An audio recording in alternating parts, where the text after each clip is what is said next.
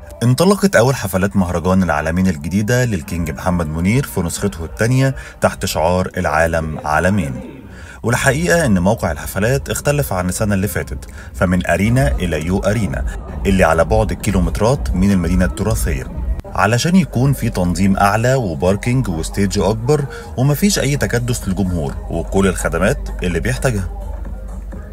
لكن قبل طلوع منير على الستيج اتفاجئ الجمهور بدينا الوديدي علشان تغني لأصحاب الأرض، ريميكس بين أوبريت راجعين والأغنية الأيقونية اللي بترمز إلى صمود الشعب الفلسطيني فيفا فلسطين، وطبعا ده كان بصحبة استعراضات للفلكلور الفلسطيني.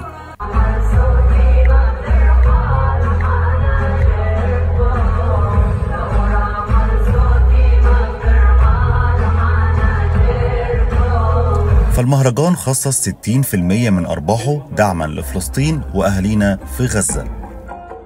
الكينج تقريبا قعد ساعة ونص يغني بانبهار بالجمهور اللي جايله من كل حتة في مصر وبره مصر، رافعين شعار الكبير كبير بنحبك يا منير، علشان يختم بأغنية مدد يا رسول الله ولكن بكلمات مختلفة، فأضاف ليها أقسمت بالحرية القدس عربية.